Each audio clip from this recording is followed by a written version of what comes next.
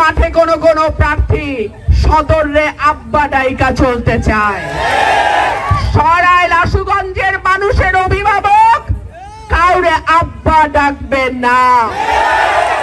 সরাইল আশুগঞ্জের মানুষের অভিভাবক হবে সৎ, সাহসী, সত্যবাদী, অন্যায়ের বিপক্ষে যে লড়াই করে সেই রকম মানুষ হবে সরাইল আশুগঞ্জের মানুষের অভিভাবক।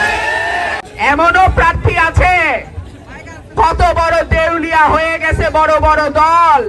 শেখ হাসিনার সময় মেয়র জাহাঙ্গীরের লুঙ্গির তলে থাকতো, শেখ হাসিনার গুণ গাইতো, এখনো বলে শেখ হাসিনা উন্নয়ন করে গেছে, তারেক রহমান তার ধারাবাহিকতায় করবে।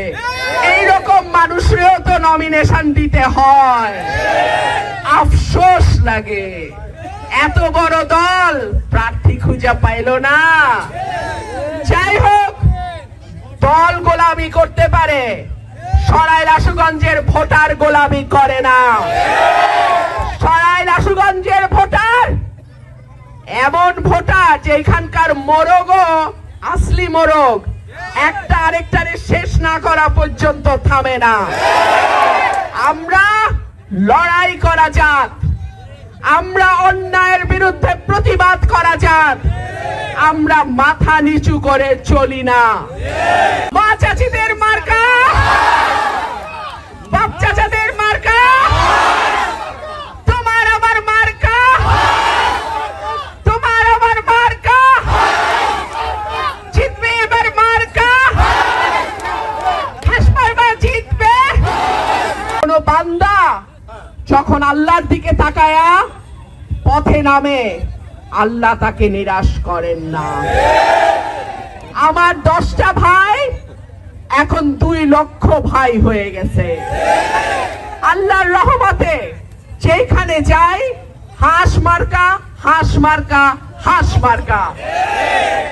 আল্লাহ যদি আমাকে আপনাদের ভোটে এমপি নির্বাচিত করে, আমার মা বোনদের কাছে আমার একটা ওয়াদা আছে, ব্রাহ্মণবাড়িয়ার গ্যাস আগে ব্রাহ্মণবাড়িয়ার মানুষ পাবে, তারপরে এই গ্যাস অন্য কোথাও যাবে।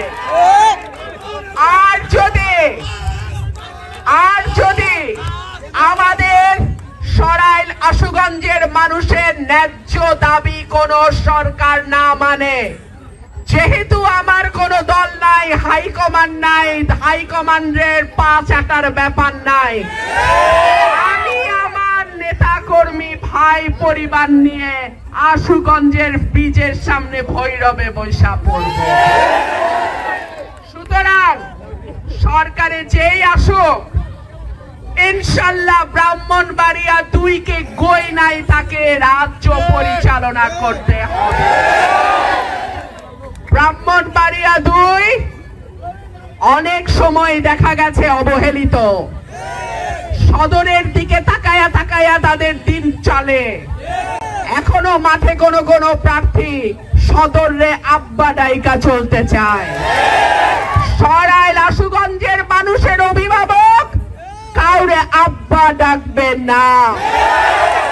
সরাইল আশুগঞ্জের মানুষের অভিভাবক হবে সৎ, সাহসী, সত্যবাদী, অন্যায়ের বিপক্ষে যে লড়াই করে সেই রকম মানুষ হবে সরাইল আশুগঞ্জের মানুষের অভিভাবক।